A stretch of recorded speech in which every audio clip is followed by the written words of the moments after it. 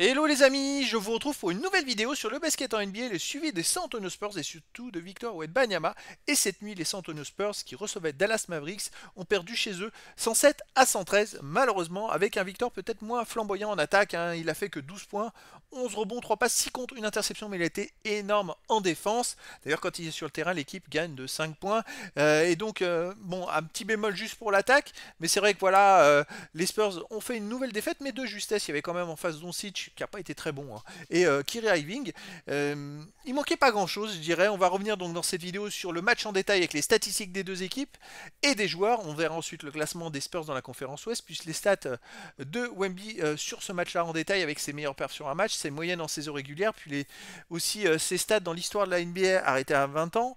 Dans l'histoire des San Antonio Spurs à 20 ans, 21 ans au général, et dans l'histoire des Français en NBA 20 ans, 21 ans au général. On terminera par un petit focus sur le prochain match des San Antonio Spurs pour se donner rendez-vous en espérant cette fois pour une victoire. Alors dans ce match, donc les Spurs ont perdu 113 à 107 avec premier quart-temps mené par Dallas 38-30, deuxième quart-temps 27-26 pour Dallas qui menait de 9 points à la mi-temps, troisième quart-temps 28-26 pour les Spurs qui sont revenus à moins 7 et quatrième quart-temps gagné par les Spurs 23-22 qui finissent à moins 6. Ils n'ont pas réussi malheureusement à revenir et à dépasser les Mavericks.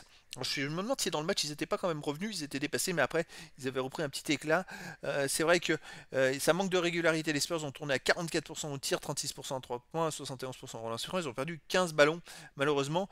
De l'autre côté, 48% au tir pour Dallas, 33% à 3 points, 88% au lancer franc et, et seulement 9 ballons perdus. Donc la différence de 6 points se joue un peu dans l'adresse et dans les ballons perdus. C'est vrai que c'est ce qui est un peu dommage. Côté des Spurs, on verra plus tard, mais Victor, c'est un petit match en attaque, 3 sur 13 au tir, 0 sur 4 à 3 points. Par contre, 6 sur 7 au lancer franc, il est de plus en plus agressif, c'est quand même pas mal. On a Vassell qui fait 19 points à 9 sur 18 au tir, Trey Jones 22 points, c'est peut-être l'un de ses meilleurs matchs cette saison, à 8 sur 11 au tir, 4 sur 5 à 3 points, 9 passes, 3 rebonds. Il était très présent. On a Jérémy Sochan qui fait 13 points mais 4 sur 15 au tir, 10 rebonds, 6 passes. Pour les remplaçants, Keldon Johnson, comme d'hab, 14 points, 6 rebonds, 5 sur 10 au tir, 3 sur 6 à 3 points. Il était très présent. Malaki Branham, 11 points. Donc voilà, une défaite, malheureusement. Côté Dallas, 18 points. 16 passes, 10 rebonds. Alors je vous ai dit qu'il avait un peu raté son match, 4 ballons perdus, mais surtout il a fait 6 sur 27 au tir, Luka Doncic, mais c'est une catastrophe, 2 sur 12 à 3 points. Donc il fait 18 points en ayant tiré 27 fois. C'est assez incroyable. Alors, il prend des pas, il prend des rebonds, il fait beaucoup de passes, mais alors là son match d'attaque a été catastrophique. Regardez Kyrie Irving, il fait 13 sur 21, 28 points. Donc on peut penser que voilà, malgré tout, quand il est sur le terrain, Luka Doncic c'est plus 5 pour son équipe et Irving moins 10. C'est ce qui est un peu étrange, hein. Après les associations de joueurs font que pour les autres joueurs, on a 7 points pour Dante Exum qui fait 4 sur 4 à 3 points. Un très beau remplaçant pour Dallas. Maxi Kleber, 5 points, 4 rebonds. 4 passes, 1 rebond, pardon. Derek Lively, 12 points, 4 rebonds, 5 rebonds. Qui c'est qu'il y a d'autre? Galford avec 13 points et 8 rebonds. Voilà, les joueurs ont été plutôt présents et ont été supérieurs aux Spurs. Allez, les classements des Spurs, toujours dernier de la conférence Ouest avec 15 victoires, 54 défaites, donc il reste 13 matchs à jouer et ils ont 4 victoires de retard sur Portland. Il va falloir qu'ils gagnent beaucoup de matchs s'ils veulent revenir et pas finir dernier de la conférence Ouest. Les résultats, donc le match de Victor dans ce match-là, c'est 32 minutes jouées, 12 points seulement, 3 sur 13 au tir, 0 sur 4 à 3 points, 6 sur 7 au lancer franc. Voilà, bon, c'est un match raté, malheureusement. Il y a eu mieux avant et il y aura beaucoup mieux après. Pas de soucis. Les rebonds offensifs 3, défensifs 8, total rebond 11, 3 passes décisives, une interception, 6 contre, 5 ballons perdus, pas malheureusement, 4 fautes, plus 5 quand il est sur le terrain. Les comptes, il continue sa moisson, hein. Il est très très bon et il va vraiment mettre la barre très haut en tout cas. Les stats en saison régulière, il tourne à 20.7, 10 rebonds 4, 3 passes 5, une interception 3, 3 contre 5.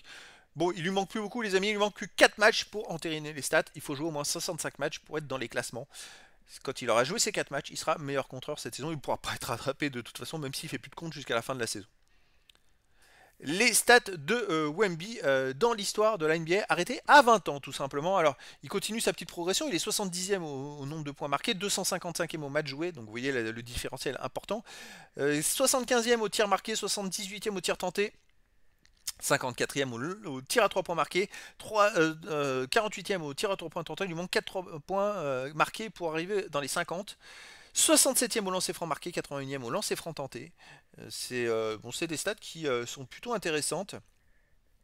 89e au rebond offensif, 43e au rebond défensif, 57e au total rebond, il lui manque 46 rebonds pour être dans les 50, je pense qu'il va les avoir.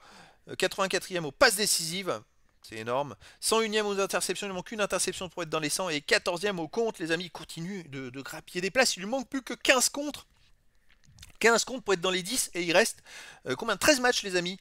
Donc s'il continue comme ça fait 2 matchs de suite qui fait 5 et 6 contre. À ce rythme là, même s'il tourne à 2 contre de moyenne, il va être dans les 10. Tout simplement dans les 10 de l'histoire de la NBA en ayant fait qu'une saison face à des joueurs qui ont 2, voire certains 3 saisons de NBA. Allez, dans l'histoire des San Antonio Spurs, bon, il est toujours meilleur contreur, hein, bien sûr, à 20 ans. Pour les rebonds, il n'est plus à 65 rebonds défensifs de Markel Birding. Je pense qu'il peut aller le chercher, il va aller le chercher avec 13 matchs à jouer. Côté des stats à 21 ans, bon, il est meilleur contreur devant maintenant Tim Duncan avec 7 comptes d'avance.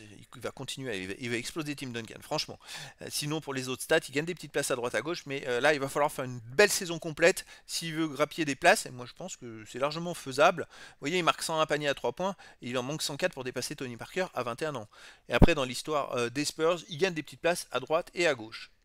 Elle est dans l'histoire des Français en NBA. Bon, là, il y a beaucoup plus de places gagnées. C'est vrai que Victor est en tête de pas mal de stats. Et puis surtout, bientôt, il lui manque 17 comptes pour être devant Rudy Gobert avec 2 ans d'avance pour dépasser la stat de Rudy Gobert de 230 à 22 ans.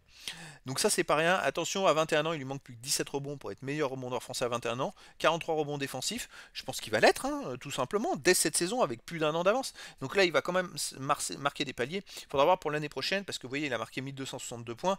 Je ne sais pas à combien il va s'arrêter, si ça reste à 1400, 1500, il lui manquera un certain nombre de points. S'il fait mieux la saison prochaine, là il a un écart de 1811 avec Tony Parker. Pour rattraper Tony Parker, il faudrait qu'il marque 1811 points.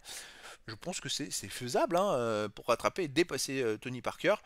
Pour moi, c'est largement faisable. Donc Victor va continuer sa progression et marquer l'histoire, tout simplement. Allez, prochain match les amis, ce sera le 23 mars à 1h du matin heure française, ce sera donc le 22 encore, le 22 mars aux États-Unis.